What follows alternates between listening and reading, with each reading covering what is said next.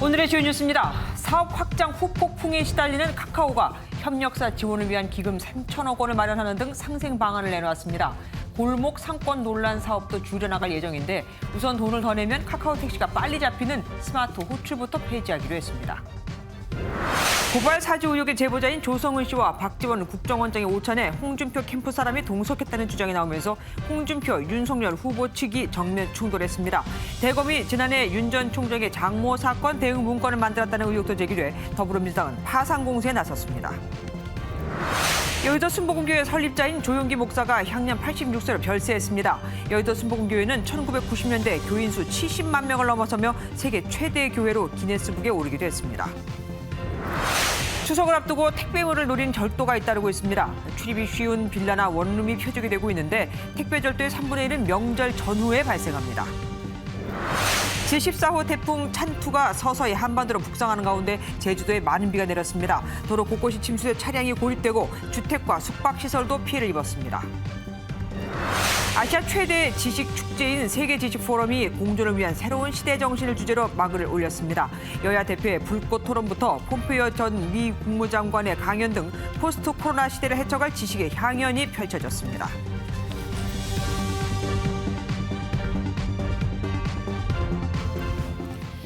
현재 카카오그룹의 국내외 계열사는 158개나 됩니다.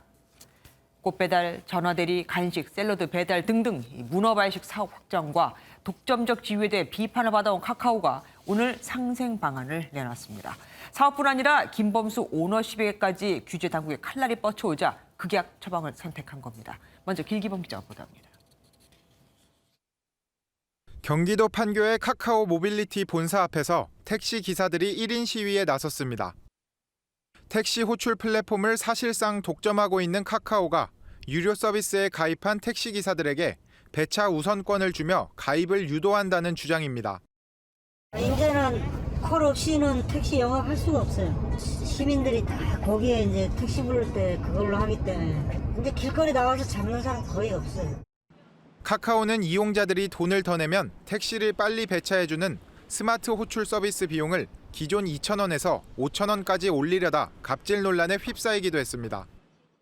이처럼 카카오가 독점적 지위를 앞세워 횡포를 부린다는 비판이 거세지자 결국 상생안을 마련하겠다고 밝혔습니다.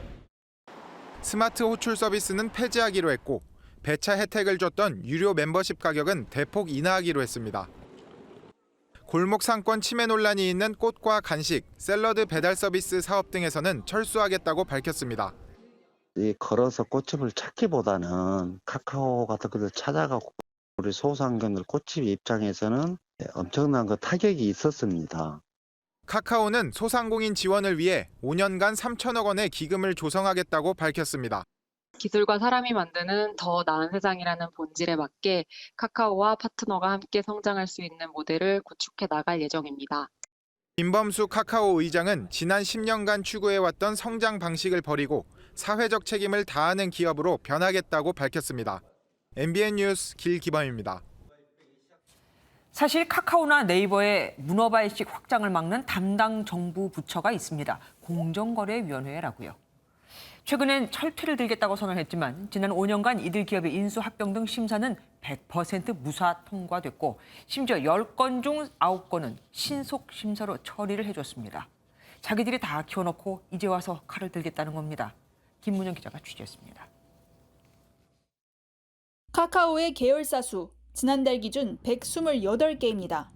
국내에서 SK그룹 다음으로 많습니다. 특히 최근 석 달 동안에 새로 편입한 계열사의 수도 13개로 가장 많습니다. 네이버도 계열사 수는 45개라고 하지만 주요 회사의 주식을 취득하거나 교환하는 방식으로 영역을 확장하며 문어발 수준을 넘어섰습니다. 이런 네이버와 카카오의 인수합병 등 시도를 공정거래위원회는 최근 5년간 한 건의 거부도 없이 76건 모두 승인한 걸로 드러났습니다. 심지어 이 중 87%는 간이 심사로 이뤄졌습니다. 공정위는 플랫폼과 무관한 심사도 신속하게 하며 카카오가 이용하는 계열사 간 결합 방식 등은 원래가 간이 심사 대상이라 해명합니다. 하지만 공정위는 스스로 사실상 방치했다는 점을 인정했습니다.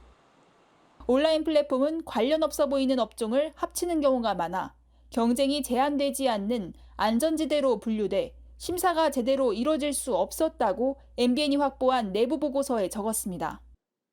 이 카카오나 네이버 등 플랫폼 기업이 주로 규모가 작은 스타트업을 인수하면서 공정위 감시망에 제대로 걸리지 않는 문제가 많이 발견이 됐습니다. 기업 결합 심사 기준 보완책 마련이 시급합니다. 공정위가 구글과 마이크로소프트 등 해외 M&A 현황을 보며 심사 기준을 보완하겠다는 방향은 정했지만 실제 개정 작업은 하세월이라는 지적이 나오고 있습니다. MBN 뉴스 김문영입니다. 국회에선 박범계 법무부 장관이 윤석열 전 검찰총장의 고발 사주 의혹과 관련해 이번 사건의 가장 핵심 의혹인 텔레그램으로 고발장을 전달한 인물이 손준성 검사가 맞다고 해 파장이 커지고 있습니다. 한명숙 전 국무총리 수사팀의 모해 위증 교사 의혹과 관련해서는 피의 사실에 대한 악의적 유출을 엄단하겠다고 했는데 본인이 피의 사실을 인정한 걸까요? 선한빛 기자가 보도합니다. 국회에 나온 박범계 법무장관은 현재까지 확인된 일부 의혹의 사실관계에 대해 밝혔습니다. 박 장관은 제보자 조성은 씨에게 김웅 의원이 고발장을 전달할 때 텔레그램에 나오는 이름인 손준성은 당시 대검 수사정보정책관으로 확인됐다는 취지의 발언을 했습니다. 이 손준성 보냄이 검사 그 손준성이 보낸 것으로 사실상 봐도 되는 것 아니겠습니까? 무리가 없겠습니다. 네. 국민의힘 의원들은 박범계 장관의 정치적 중립성 문제를 집중적으로 공격했습니다. 그 윤석열 전 총장에 불리한 것은 지금 정관석화로 좀 하시는 그러한 유감의 말씀을 드리고요. 다시 한번 물어봐 주십시오. 아니 잠깐만요. 지금 방금 잠시만. 민주당 의원들은 윤석열 전 검찰총장을 비호하지 말라고 비판했습니다. 법사위에서 얘기하시는 야당 의원님들 보면 지금 윤석열 후보의 캠프에 계신 분들이에요. 그분들이 지금 질문하시는 게 지금 법사위를 가지고 노는 겁니까? 뭡니까? 조수진 국민의힘 의원은 김경수 지사의 드루킹 사건 판결을 언급하면서 문재인 대통령을 끌어들여 역공을 펼쳤습니다. 이것은 문재인 대통령의 여론 공작 사주 의혹이죠. 아니 의혹도 아니죠. 대법원 판결이 났으니까.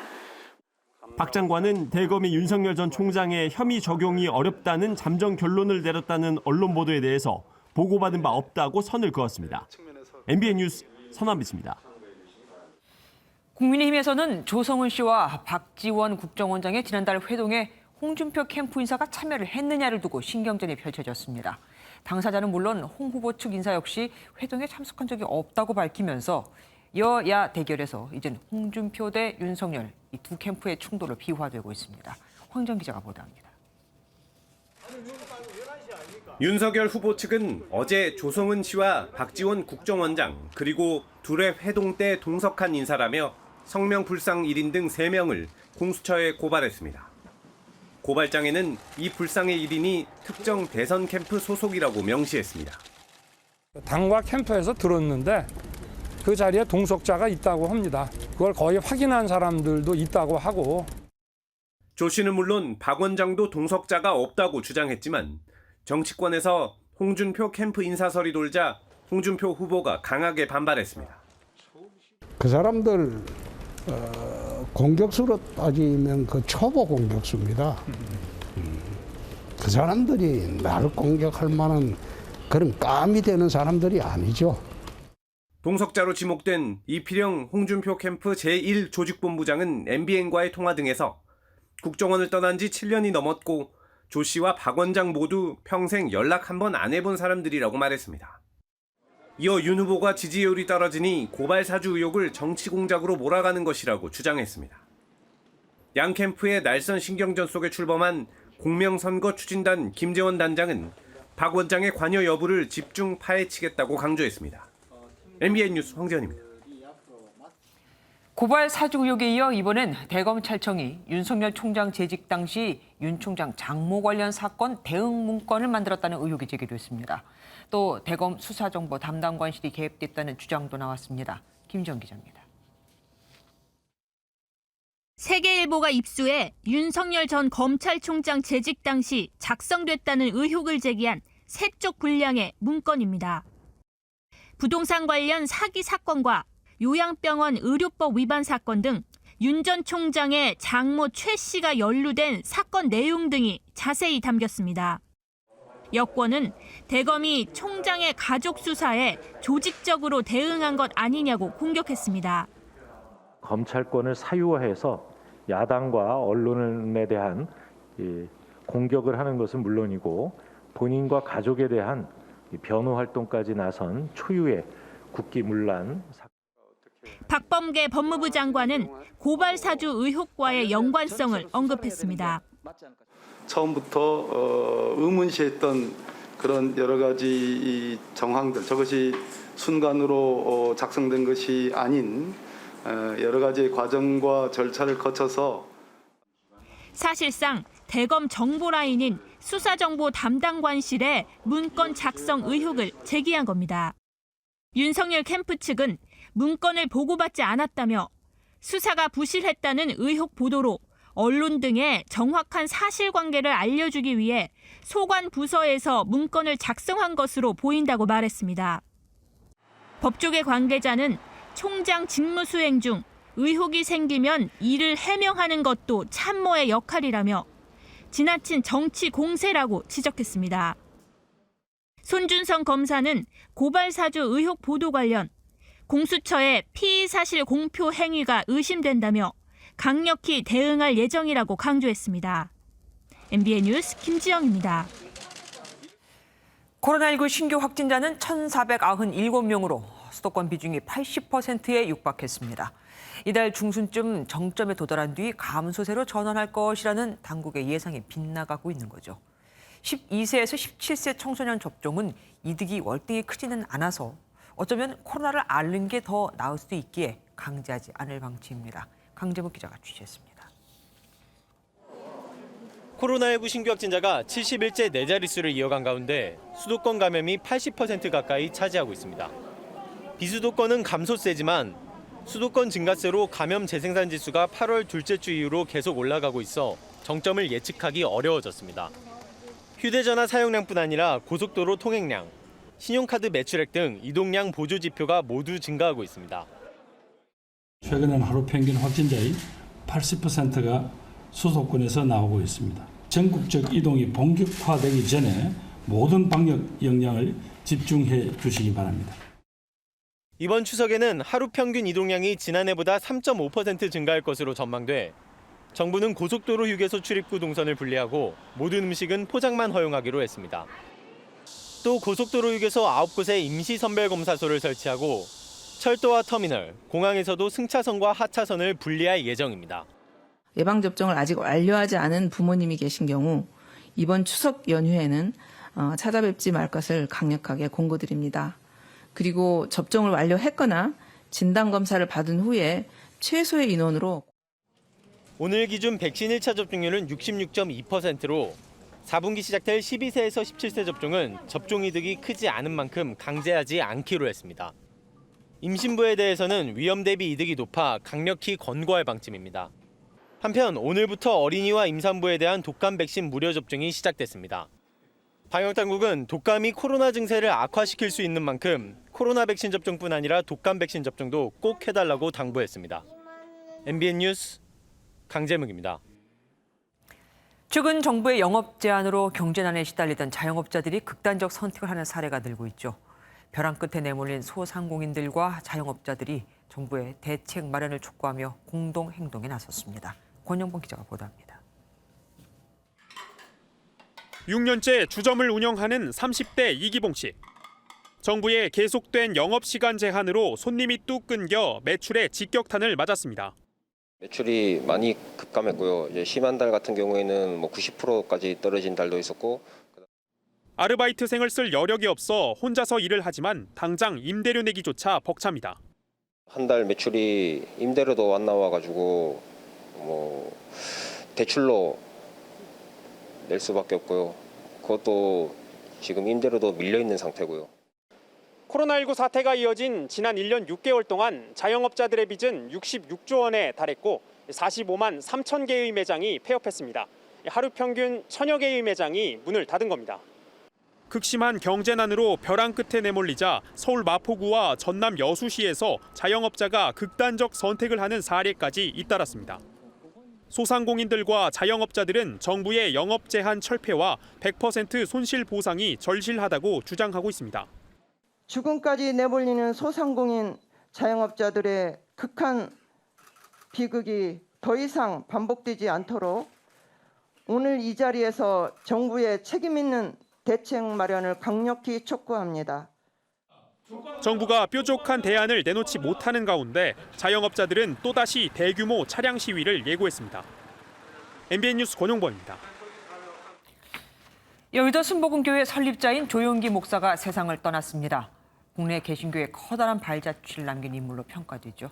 이동훈 기자가 보도합니다. 지난해 7월 뇌출혈로 쓰러졌던 조용기 목사가 오늘 오전 별세했습니다. 조 목사는 하면 된다는 희망과 긍정의 메시지로 여의도 순복음교회를 개척하며 한국 개신교의 부흥을 이끌었다는 평가를 받았습니다. 사람이 변화되면 가정과 환경과 국가가 변화되는 것입니다. 이 사람의 마음속에 가득한 것이 밖으로 나온다는 것을 잊어서는 안 됩니다. 조 목사의 초기 목회 활동은 평탄하지 않았습니다. 1956년 신학교에 입학했던 조 목사는 1958년 서울 불광동에서 천막교회를 열고 예배를 시작했는데 동네 할머니 한 분만 참석할 정도였습니다. 1970년대 비행기 활주로로 쓰이던 여의도로 교회를 옮긴 뒤로 크게 성장하기 시작했습니다. 1979년 10만 명이던 교인 수는 1993년 70만 명을 넘어서며 기네스북에 세계 최대 교회로 등재됐습니다. 하지만 지난 2017년에는 교회에 거액의 손해를 끼친 죄로 징역형의 집행유예가 확정되며 무리를 빚기도 했습니다. 조 목사는 남다른 리더십으로 주목받았지만 인간적인 면모도 겸비했습니다. 우리 목사님 얼마나 혼자 많이 우시면서 예간장 녹여서 여기까지 왔겠어요. 그렇게는 저 질병으로 가신 것이 예간장 녹아서. 고인의 빈소는 여의도 순복음교회에 차려졌으며 조문은 내일부터 할 수 있습니다. 장례 예배는 오는 18일 한국교회장으로 진행됩니다. MBN 뉴스 이동훈입니다. 배우 하정우 씨가 항정신성 의약품인 프로포폴을 불법 투약한 혐의로 벌금 3천만 원을 선고받았습니다. 검찰 구형량보다 3배나 높은 건데 지인 이름으로 그것도 진료기록부를 거짓으로 작성하는 등 죄질이 좋지 않다고 보고 검찰 구형량보다 3배나 높인 겁니다. 박정 기자가 보도합니다. 프로포폴을 불법 투약한 혐의로 기소된 배우 하정우 씨에게 1심에서 벌금 3천만 원과 추징금 8만 8천여 원이 선고됐습니다. 하 씨는 벌금 1천만 원에 약식 기소됐지만 법원 판단에 따라 정식 재판에 넘겨졌고 재판부는 검찰 구형량인 벌금 1천만 원보다 3배나 많은 3천만 원을 선고했습니다. 재판부는 대중의 큰 사랑을 받는 배우로서 저지른 죄책이 무겁다며 지인의 인적사항을 제공하고 의사와 공모의 진료기록부를 거짓 작성하는 등 죄질이 가볍지 않다고 지적했습니다. 하 씨가 지난 2019년 8개월 동안 19차례 프로포폴을 투약하고 해당 병원장 김모 씨와 공모의 친동생 이름으로 진료기록부를 기재한 공소 사실을 모두 유죄로 본 겁니다. 다만 진료기록부 허위 기재로 정확한 투약량을 알 수 없고 투약 횟수나 빈도를 보면 피고인의 프로포폴 의존성을 단정하기 어렵다고 봤습니다. 하 씨가 범행을 인정하고 깊이 반성하는 점, 동종 전과가 없는 점은 유리하게 참작됐습니다. 겸허히 받아들이고 죄송하다라는 말씀 드리고 싶고요. 앞으로 더 책임을 가지고 건강하게 살도록 노력하겠습니다. 하 씨의 유죄 판결로 이미 제작을 마친 차기작 개봉 등 앞으로의 일정엔 차질이 불가피할 것으로 보입니다. MBN 뉴스 박재원입니다. 전자발찌를 착용한 남성이 미성년자를 집으로 불러들여 성범죄를 저지른 사건이 지난주 있었죠. 납치된 여성이 추가 피해를 당할 수 있는 상황이었는데 출동한 경찰관이 자장면 배달부인 척 기지를 발휘해 범인을 잡았습니다. 최희지 기자가 보도합니다. 지난 8일 전자발찌를 착용 중인 남성이 자신의 집으로 미성년자를 불러들였습니다. 남성은 아르바이트를 미끼로 여성을 유인해 감금했는데 여성은 감시가 소홀해진 새벽 시간에 어머니에게 문자를 보내 피해 사실을 알렸습니다. 경찰은 피해자가 문자로 보내준 공동현관 비밀번호를 단서로 피의 남성의 집을 찾아냈습니다. 인근 빌라를 돌며 현관 비밀번호를 누르는 방법으로 범행 장소를 찾아낸 경찰은 안전하게 진입하기 위해 자장면 배달부로 위장했습니다. 중국집 배달원 분이 한 분 건물로 들어가시길래 거기서 힌트를 얻어가지고 그를 수거하는 배달원인 척 위장을 해서 그릇을 가지러 왔다며 범인의 경계심을 느슨하게 만든 뒤 집으로 들어간 경찰은 피해자를 구출하고 남성을 체포했습니다. 노크를 하자마자 이제 피해자가 신발도 안 신고 바로 뛰쳐나오더라고요. 출동한 경찰의 기지와 발빠른 대처로 더 큰 피해를 막을 수 있었습니다. MBN 뉴스 최희지입니다. 현직 소방관이 음주운전을 하다 구청 관제센터 CCTV에 딱 걸렸습니다. 출동한 경찰과 도주극을 벌이다 사고까지 냈는데 붙잡힌 뒤에도 음주 측정을 거부해 결국 현행범으로 체포됐습니다. 박상호 기자입니다. 늦은 밤 한 남성이 비틀비틀 걸어갑니다. 가만히 서 있기도 힘들 정도로 제대로 몸을 가누지 못합니다. 그 상태로 승용차 문을 열더니 운전석에 탑니다. 그런데 몇 분 뒤 시동을 켜고 직접 운전해서 가버립니다. 이 모습을 관제센터 CCTV로 지켜본 구청 직원은 곧장 경찰에 신고했습니다. 저희가 뭐 술 먹은 걸 본 건 아니니까 100%라고는 말을 못했지만 저 정도는 술을 먹은 게 맞겠다. 주변에서 음주 단속을 하던 경찰이 해당 차량을 보고 멈춰 세웠지만 운전자는 그대로 달아났습니다. 도주 과정에서 운행 중인 택시를 들이받기도 했습니다. 경찰 추격을 피해 달아난 운전자는 이곳 주택가 골목길에서 경찰에 붙잡혔습니다. 하지만 끝까지 음주 측정에 응하지 않았습니다. 현행범으로 체포된 남성은 부산 해운대 소방서 소속 현직 소방관이었습니다. 대화도 잘 안 되고 또 호흡이 좀 가빠와가지고 종합적으로 판단했을 때 음주한 증상이 나오는데 자기가 안 부르지. 부산 소방본부는 해당 직원을 즉시 직위 해제하고 경찰 수사가 끝나는 대로 중징계할 방침이라고 밝혔습니다. MBN 뉴스 박상호입니다. 추석 명절을 앞두고 택배물을 노린 절도가 잇따르고 있습니다. 출입이 쉬운 빌라나 원룸이 표적이 되고 있는데 택배 절도의 3분의 1이 이 명절 즈음에 발생한다는 걸 아십니까?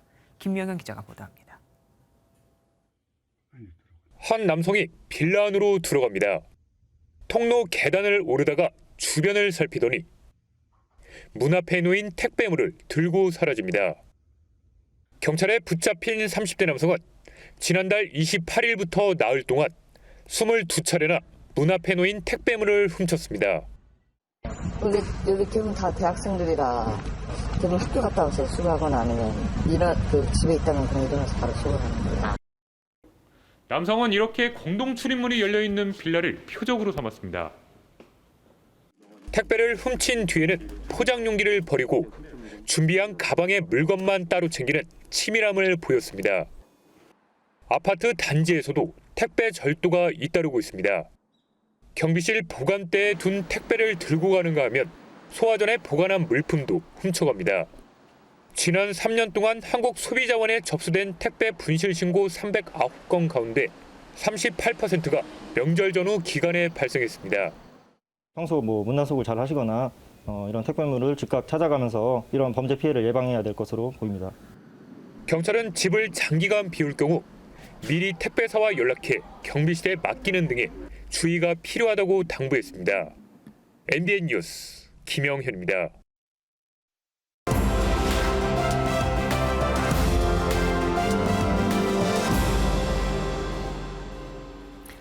키워드를 살펴보는 화제의 뉴스, 빅뉴스 시간입니다. 오늘은 사회부 강영호 기자와 함께합니다. 어서 오십시오.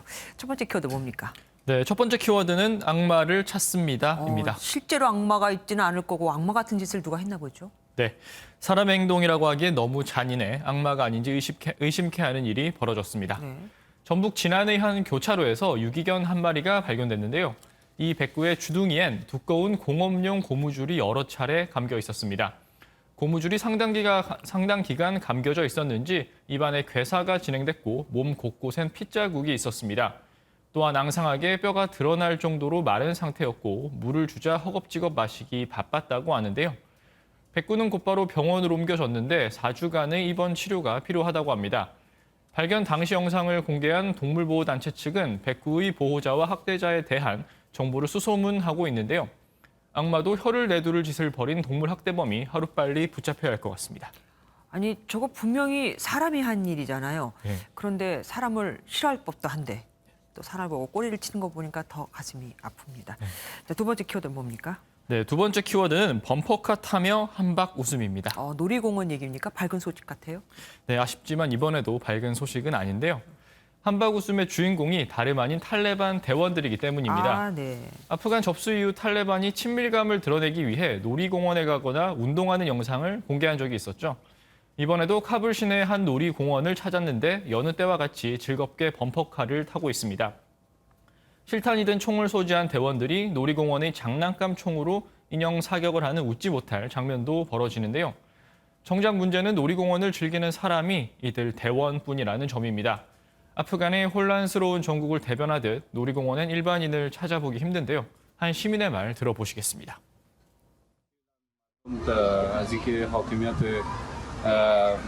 دولت جدید یا دولت امارات اسلامی نو در کابل آمده در این حاکمیت اکثریت وحشت زده هستند اکثریت از کابل فرار کردند و نظر به این دلایل شهر بازی فعلا خلوت 뭐 탈레반이라고 해서 놀이공원에 가지 말란 법은 없지만 그래도 그 자리에 있어야 할 아이들이 있고 저들만 있는 거 보니까 참 비극이 따로 없네요. 다음 키워드 뭡니까? 네, 세 번째 키워드는 덩치가 커서입니다. 누가 덩치가 컸어요?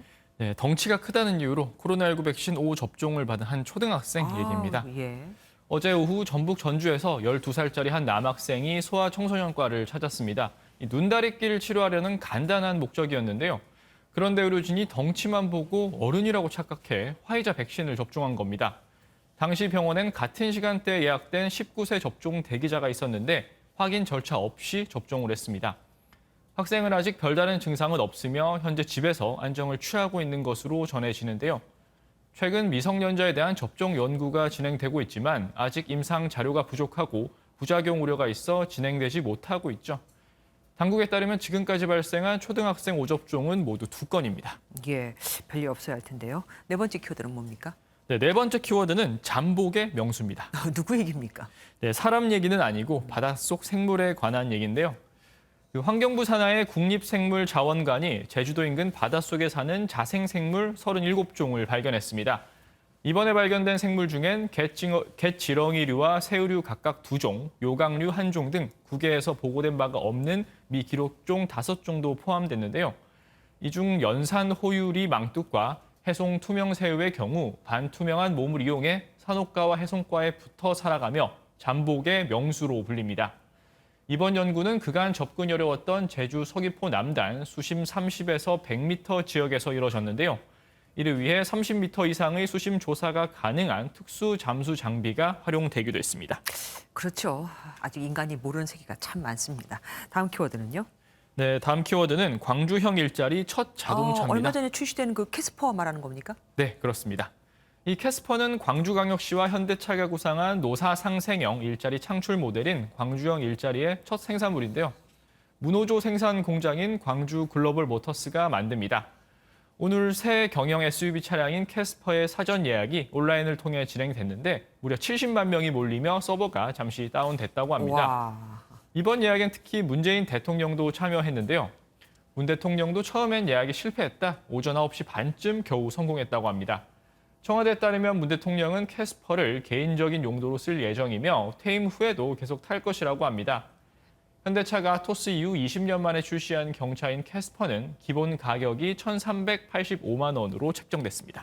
경차인데 SUV라 굉장히 궁금합니다. 말씀 여기까지 듣겠습니다. 지금까지 강영호 기자와 함께했습니다. 폐업 노래방을 개조해서 새벽까지 술을 팔던 유흥업소가 적발됐습니다. 회원제로 여성 손님만 받았는데 손님 중에 확진자가 나오는 바람에 딱 걸렸습니다. 이시열 기자가 보도합니다. 안녕하세요. 경찰관입니다. 문 안 여시면 강제 개방합니다. 망치 등 공구를 든 소방관이 나서려던 순간 굳게 닫힌 문이 열립니다. 오늘 새벽 1시쯤 서울 강남의 한 유흥업소에 경찰이 진입하는 모습입니다. 30대 남성 황모 씨는 지하 1층에 폐업한 노래방을 인수해 유흥업소로 운영해왔습니다. 이 업소는 단속을 피하기 위해 건물 뒤쪽 주차장을 통해 손님을 받아온 것으로 드러났습니다. 하지만 지난 7일 코로나19 확진 판정을 받은 여성의 동선에 이 업소가 있는 것을 확인한 경찰에 별미가 잡혔습니다. 경찰 조사 결과 이곳은 전문직 종사자나 외국인 유학생 등 여성들을 대상으로 회원가입을 받아 운영하는 불법 유흥업소였습니다. 경찰은 업주와 손님 등 38명을 감염병 예방법 위반 혐의로 적발해 관할 구청에 통보했습니다. 또 업주와 남성 종업원 등 14명은 식품위생법 위반 혐의도 적용해 입건했습니다. MBN 뉴스 이시열입니다. 이재명 경기지사가 성남 대장동 개발 사업과 관련해 특혜 논란 의혹에 휩싸였습니다. 5천만 원을 출자한 회사가 3년 동안 배당금으로 577억 원을 갖고 갔다는 건데 이 지사는 말도 안 되는 억지기라며 긴급 기자회견까지 열었지만 야권에서는 공수처 수사를 촉구하고 나섰습니다. 김순철 기자가 보도합니다. 경기 성남시 대장지구에 아파트 마무리 공사가 한창입니다. 29만여 평의 땅에 5,900여 가구가 들어오는데 사업비만 1조 1,500억 원에 달합니다. 그런데 이재명 경기지사가 성남시장이었을 당시 특정 업체에 개발 이익을 몰아준 게 아니냐는 의혹이 불거졌습니다. 밀어줄 만한 데가 아니고 시원찮은 회사 거기다가 밀어줘가지고 그런 식으로 했다는 얘기인데 실은 건 잘 모르겠고. 이 사업은 성남도시개발공사가 민간과 공동으로 만든 성남의 뜰이란 컨소시엄이 진행하고 있는데 화천대유라는 업체가 도마에 올랐습니다. 5천만 원을 컨소시엄에 출자하고 3년 동안 배당금으로 577억 원을 가져갔다는 게 논란의 핵심입니다. 화천대유는 언론이 출신 A씨가 대주주로 있는 곳인데 현직일 때 이 지사와 인터뷰도 진행한 것으로 파악됐습니다. 이재명 경기지사는 민간 개발에서 공공개발로 전환해 5,500여억 원을 시민의 이익으로 환수해 모범 행정 사례라고 주장했지만 의혹의 눈초리는 사그라들지 않고 있습니다. 결국 이 지사는 긴급 기자회견을 열고 관련 의혹을 조목조목 반박했습니다. 근거 없는 마타도식 네거티브를 하고 제가 마치 수의계약으로 특정 사업자를 지정했다고 하는데 금융기관들 컨소시엄 3개를 공모해서 입찰 심사한 것입니다. 야권은 이 지사에 대한 공수처 수사를 촉구했습니다. 공수처는 이재명 지사와 화천대유의 관계 그리고 사업자 선정부터 이익 배분의 모든 과정에 대해서 철저히 수사해야 할 것이라고 생각합니다. 이낙연 전 민주당 대표 역시 진실이 드러나야 한다고 밝히면서 캠프 간 신경전도 거세지는 모양새입니다. MBN 뉴스 김순철입니다.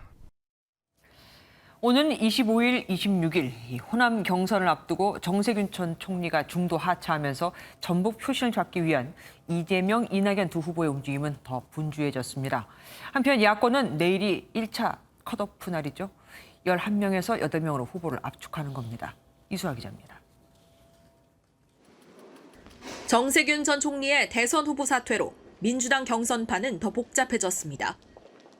어느 후보에게도 지지 선언을 하지 않은 정 전 총리의 고향, 전북 표심의 행방을 알 수 없게 됐기 때문입니다. 이재명 지사는 온라인으로 진행한 전북 공약 발표회에서 자신도 정 전 총리 사단이라며 연일 호남 끌어안기에 집중했습니다. 사실 매우 여러 가지 측면에서 안타깝죠. 뭐 저에게는 이제 정치적 은인 같은 분이셔서 앞으로도 잘 모시고 또 지도받고 싶은 분이세요. 이낙연 전 대표도 SNS를 통해 정 전 총리가 민주당의 어른이고 정세균 정신실천은 본인의 몫이라며 지지를 호소했습니다. 국민의힘 대선주자 홍준표 의원은 서울시장 선거 당시 당내 경선에서 골든크로스를 이뤘던 오세훈 서울시장을 찾아 지지층 확장에 나섰습니다. 홍 의원은 강북 재개발 등 서울시 관련 대선 공약을 언급하는 한편 내일 1차 경선 컷오프 결과 발표를 앞두고 자신감을 내비쳤습니다. 나는 거기는 관심이 없습니다. 그거는 최종 경선에만 관심이 있지 1차, 2차 경선에는 관심이 없습니다. 윤 전 총장은 어제까지 TK 일정을 소화한 만큼 공식 일정 없이 하루 숨 고르기에 들어간 모습입니다. 내일 오전 10시 발표되는 국민의힘 1차 경선 컷오프 결과에 따라 현재 11명인 당내 예비 후보는 8명으로 압축될 예정입니다. MBN 뉴스 이수아입니다.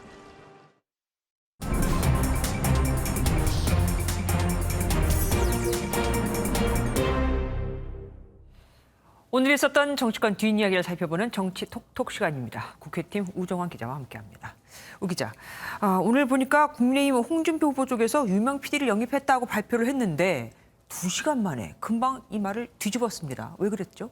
네, 홍준표 후보는 오늘 오전 10시쯤에 SNS를 통해 이영돈 PD를 캠프 미디어 총괄 본부장으로 영입한다고 발표했었습니다. 이영돈 PD는 먹거리 엑스파일 등 소비자 고발 프로그램으로 유명한데요. 홍 후보는 논란이 있을 수 있지만 미디어 대처 능력이 탁월해 영입한다고 이유를 설명했습니다. 그런데 홍 후보의 발표가 나오자마자 강한 비판이 쇄도했습니다. 이 PD의 자극적 보도로 피해 업체들이 많이 생겼다는 지적이었는데요. 앞서 황토팩 제품을 제작하던 배우 고 김영애 씨 사망에 이 PD가 사과를 하기도 했었죠. 결국 홍 후보는 영입 발표 약 2시간여 만에 영입을 보류한다고 밝혔습니다. 얼마 전에는 윤석열 캠프에서 이진숙 전 대전 MBC 사장을 언론 특보로 임명했다가 노조의 반발로 해촉하는 소동을 빚기도 했습니다. 예, 어제 윤희숙 의원 그 사직안이 처리됐잖아요. 그러면서 이낙연 후보 사퇴에 대해서는 어떻게 되는 거냐 여쭤봤었는데 오늘 이 후보가 박병석 국회의장을 만났습니다. 네, 이낙연 후보가 오늘 박병석 국회의장을 만났는데요. 이 자리에서 이 후보는 다시 한번 사직안 처리를 간곡히 부탁했고 결국 박 의장은 이를 수용하기로 했습니다. 정권 재창출의 모든 것을 걸어야 할 만큼 절박한 마음을 가지게 되었고 그것을 의원직을 내려놓는 것으로 마음에 짐을 들인 것 같아 송구스럽습니다만 빨리 처리해 주시기를 부탁드립니다. 이렇게 되면 내년 대선 때 이낙연 후보의 지역구인 서울 종로는 물론 윤희숙 의원이 사퇴한 서울 서초갑, 또 정정순 전 민주당 의원이 의원직을 상실했던 충북 청주 상당 등 5곳 정도에서 미니 총선이 함께 치러질 걸로 보입니다. 종로에는 자천 타천으로 임종석 전 청와대 비서실장과 나경원 전 의원, 황교안 전 대표, 이준석 국민의힘 대표 등이 거론되고 있습니다. 예, 그리고 오늘 열린 세계지식포럼에서 마이클 샌델 교수와 여야 대표들이 토론을 같이 했습니다. 어떤 내용으로 토론을 했습니까? 네, 정의란 무엇인가라는 책으로 유명한 마이클 샌델 하버드대 교수와 송영길, 이준석 두 대표가 공정을 주제로 열띤 토론을 벌였습니다. Television show that I've been watching, a television show called Sky Castle. And the majority, the overwhelming majority said it's not really true anymore that a dragon comes from a stream. 이준석 대표는 공정한 경쟁이 이뤄질 수 있는 환경을 만드는 게 중요하다고 말한 반면 송영길 대표는 계층 상승을 그대로 두더라도 존엄성을 인정받도록 해야 한다고 강조해 묘한 대조를 이뤘습니다. 한국의 젊은 세대가 요즘 바라보는 것은 오히려 진짜 20불 주고 산 웹캠 하나를 바탕으로 자기가 뭔가 도전을 해볼 수 있다는, 그래서 400만 500명 구독자를 가진 그런 유튜버가 될 수 있다는 디그니티 오브 워크란 말입니다. 이 노동의 존엄에 대한 것과 스스로 자기를 비하하지 않고 그들의 가치와 존재를 인정해주고 사회적 연대성을 강화시키는 그런 사회를 저희가 지향하고 있습니다. 그러나 하버드대 출신인 이 대표는 화상에 비친 샌델 교수의 방을 보고 대학교 시절이 생각난다고 말해 눈길을 끌기도 했습니다. 예, 정세균 민주당 경선 후보 사퇴했잖아요. 그럼 이제 그동안 얻은 표가 있을 텐데 이 표를 놓고 후보들이 아주 바쁩니다, 계산하기에. 네, 정세균 전 후보가 지금까지 얻은 표는 2만 4천 표에 달하는데요. 무효로 처리할 건지 아니면 이 표를 그대로 두고 계산할 건지에 대해 후보별 셈법이 달라집니다. 만약 무효로 처리하면 이재명 후보 득표율은 51.41%에서 53.7%로, 이낙연 후보 득표율은 31.08%에서 32.46%로 바뀌면서 과반 득표를 노리는 이재명 후보에게 과반까지의 숫자가 좀 더 여유가 생기면서 조금 더 유리해지게 되는 상황이 됩니다. 이 때문에 민주당 선관위는 다음 경선 전까지 검토를 한 뒤 결론을 내릴 방침입니다. 이때도 잡음이 없어야 할 텐데요. 지금까지 우종환 기자와 함께했습니다. 다음 소식입니다. 탈레반은 지난달 15일 20년 만에 아프가니스탄을 장악한 뒤 누구에게도 복수할 계획이 없고 여성 인권도 존중하겠다고 국제사회에 약속했었죠. 새빨간 거짓말이었습니다. 언론사도 무려 150개 이상이 문을 닫았습니다. 신혜진 기자입니다. 시위에 나선 아프가니스탄 여성을 향해 탈레반 대원들이 사정없이 채찍을 휘두릅니다.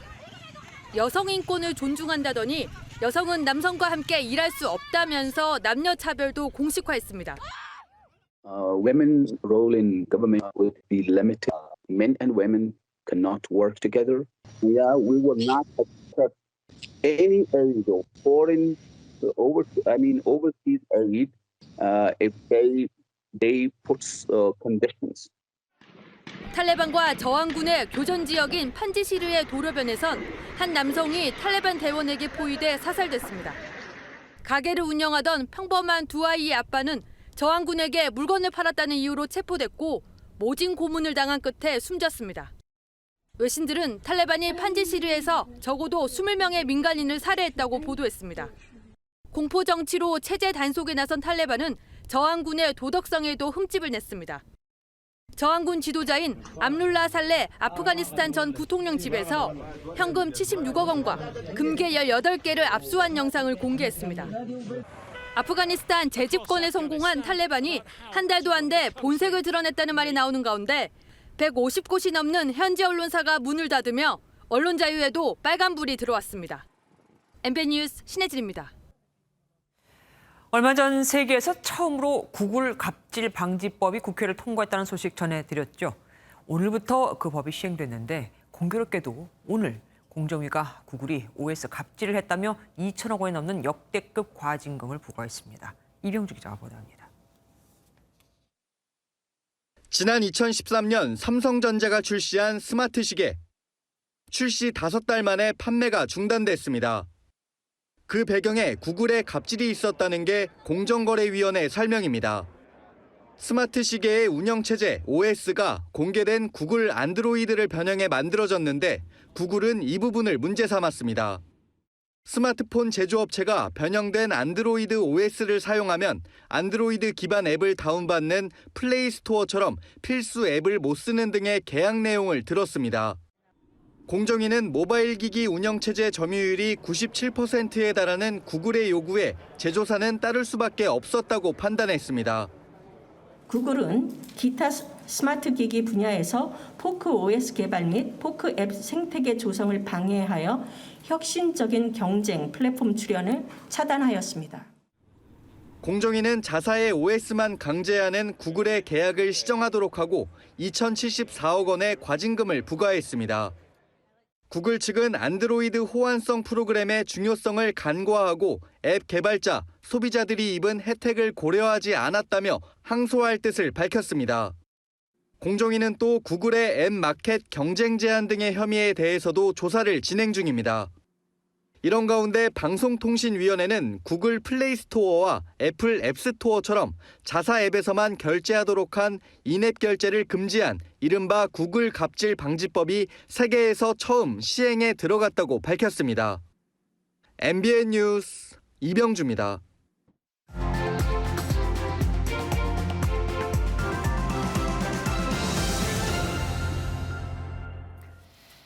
(1946년) 미국의 메노나이트 교회 신도들이 푸에르토리코 주민들의 바느질 제품을 사면서 시작된 공정무역은 1950년대 영국과 네덜란드의 시민단체들이 참가하면서 궤도에 오르기 시작했습니다. 각국 시민단체는 공정무역 외에도 국가와 사회의 발전을 위한 다양한 활동을 시민들의 자발적 참여를 토대로 펼치고 있는데 그런데 우리나라 시민단체가 돈 문제로 심판대에 올랐습니다. 시민의 혈세로 어렵게 유지되는 서울시의 고가는 결국 이렇게 시민단체 전용 ATM기로 전락해갔습니다. 실제로 지난 10년간 민간 보조금과 민간 위탁금으로 지원된 총 금액은 무려 1조 원 가까이 된다고 하죠. 오세훈 서울시장은 어제 사회주택 사업과 관련해 시가 토지도 빌려주고 사업자금 융자까지 해줘 SH가 할 수 있는 일인데도 시민단체가 끼어들어서 융자금 상환을 반복적으로 연기, 심지어 임차 보증금을 반환하지 않아 세입자에게 피해를 입혔다고 공개했습니다. 그러자 서울시 의회와 시민단체들은 박원순 전 시장 흔적 지우기라면서 비판했죠. 실제로 문제가 있는지는 감사 결과가 나와봐야 알겠지만 사실 시민단체를 둘러싼 잡음은 어제 오늘의 얘기가 아닙니다. 2000년 한 시민단체는 정부 투자기관장 판공비 사용 내역에 대한 정보 공개를 요청한 직후 후원의 밤 행사를 하면서 13개 정부 투자기관에 1,000만 원씩을 요구하는 지원 요청서를 보냈고, 또 다른 시민단체는 후원의 밤 행사를 하면서 850개 기업에 후원금 약정서를 돌렸는데 기업 편법 상속 조사 발표를 앞둔 시점이었습니다. 결국 시민단체가 정치권이 구축한 기득권 커넥션에 포함됐다. 진보 시민단체가 정치 권력과 결탁해 어용 권력이 됐다는 말까지 듣고 있는 상황. 그런데 미국과 유럽의 시민단체들은 정치적 독립성을 생명처럼 여겨서 특정 정치 세력에 참여하는 건 거의 찾아볼 수가 없습니다. 김경률 전 참여연대 공동집행위원장은 2019년 참여연대가 권력 집단으로 변질됐다며 참여연대를 떠나기도 했습니다. 과거 시민단체라고 하면 자신의 이익을 구하지 않고 사회 정의를 위해서 자신을 희생하는 이들이라는 느낌이 강했는데 이젠 아니죠. 시민단체의 존재 이유와 그 성격을 다시 한번 되짚어 봐야 할 때입니다. 김주아의 그런데 오늘은 10년간 1조 펑펑이라니 였습니다.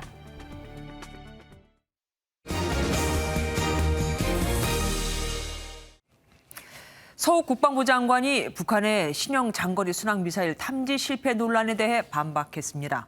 한미가 함께 탐지를 했고 현재는 초기 분석 중이라면서요. 정용 외교부 장관은 북한의 미사일 발사가 유엔 안보리 결의를 위반한 건 아니라고 밝혔습니다. 안보람 기자입니다. 북한의 신형 장거리 순항 미사일 발사 주장에 대해 분석 중이란 입장만 밝혀 탐지 실패 논란을 자초한 국방부. 외교통일 안보 분야 국회 대정부 질문에선 적극 해명에 나섰습니다. 미사일 발사가 사실입니다. 저희 한미연합자산으로 탐지를 하였는데요. 초기 분석을 하고 있고. 북한이 지난 1월 밝힌 자위적 국방력 강화의 일환이라는 분석으로 서욱 국방부 장관은 이미 파악하고 있다는 점을 다시 한번 강조했습니다.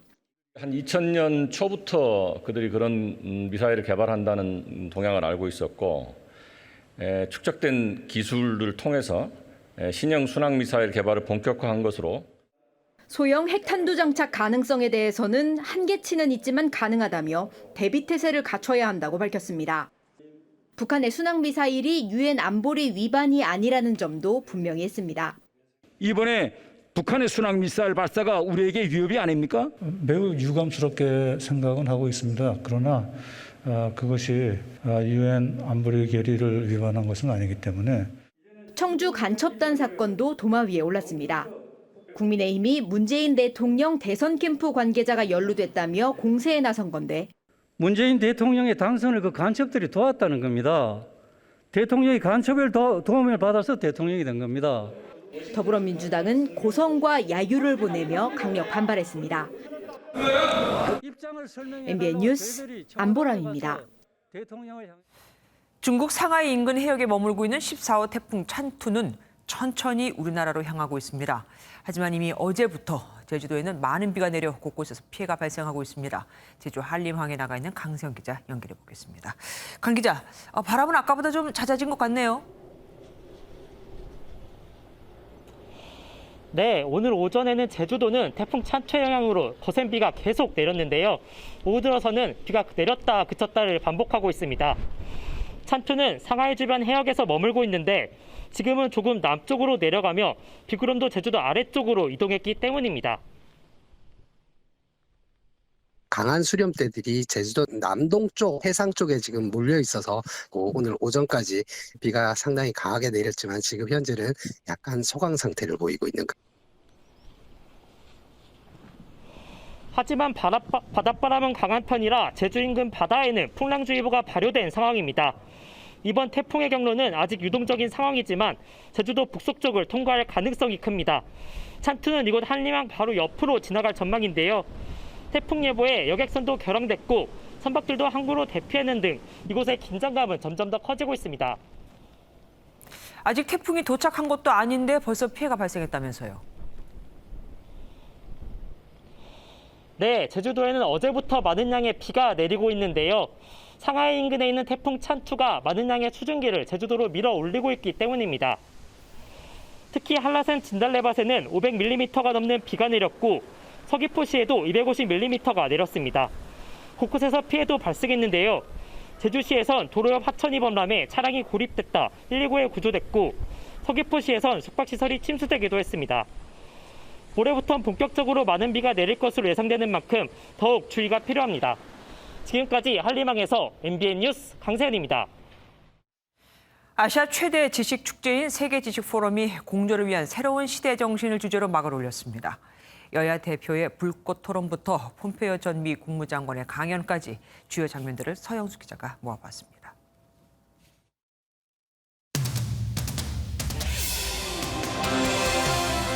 Welcome to the 22nd World Knowledge Forum. 테라 인코그니타.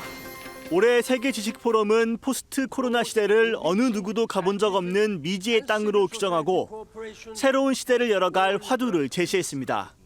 Only those who are brave, thoroughly prepared, and insightful for the future will manage to achieve the historical progress, which is to discover a new world. 미지의 세계이자 미래 먹거리로 꼽히는 우주 산업은 그래서 더욱 관심이 집중됐습니다. 테슬라의 일론 머스크, 아마존의 제프 베이조스 등 세계적인 부자들이 우주로 향하는 건 우주 광물, 우주 여행 등 우주 산업의 경제적 가치가 막대하기 때문이라는 분석입니다. Innovation is what created by the first space race, settling on the moon and settling on Mars. This will have a fundamental change to culture, to industry, to everything that we do.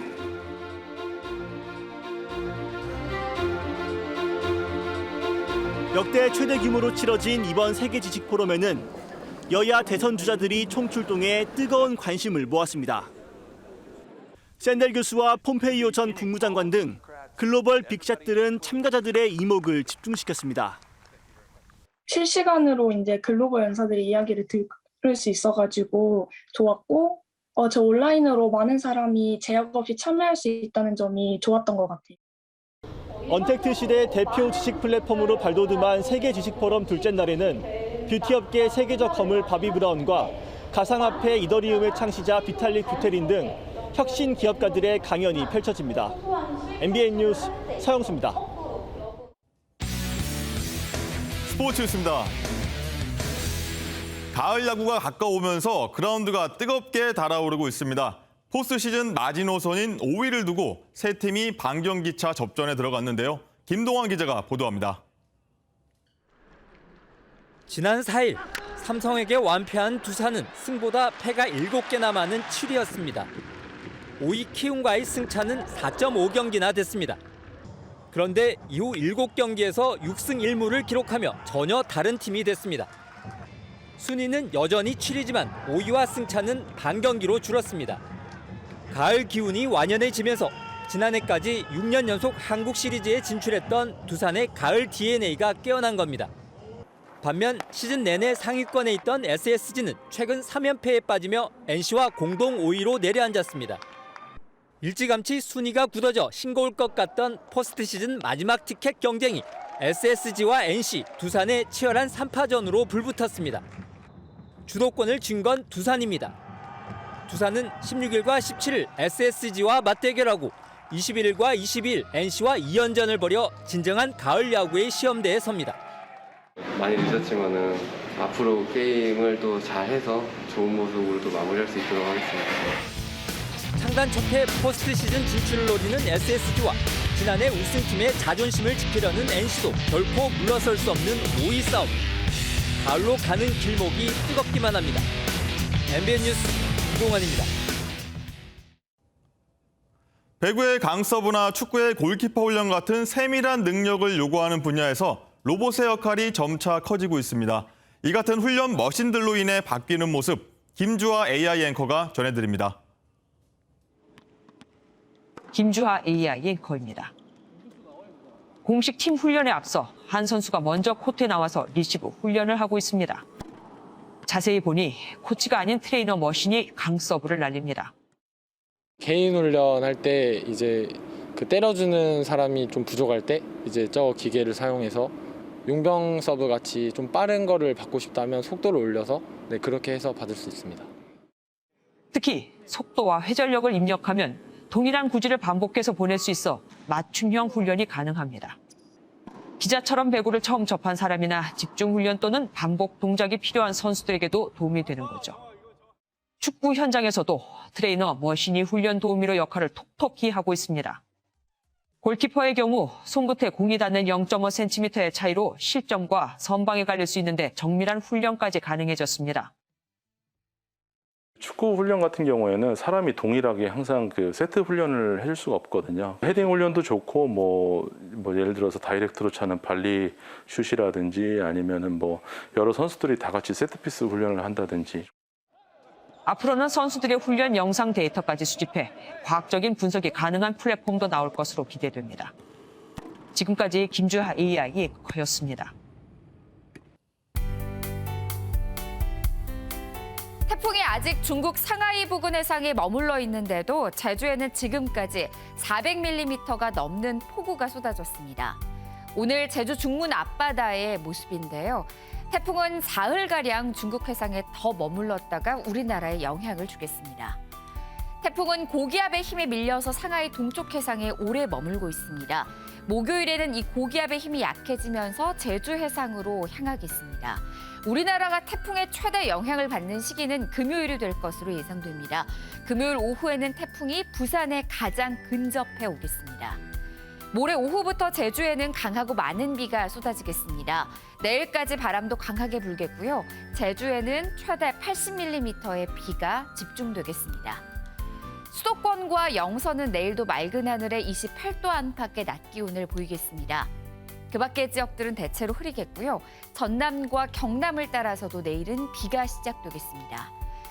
내일 강원 영동을 따라서도 가끔 비가 내리는 곳이 있겠습니다. 금요일에는 태풍의 영향으로 전국 대부분 지역에서 비가 내리겠습니다. 아직 태풍의 경로가 유동적인 만큼 기상정보를 꼼꼼하게 살펴주시길 바랍니다. 날씨였습니다.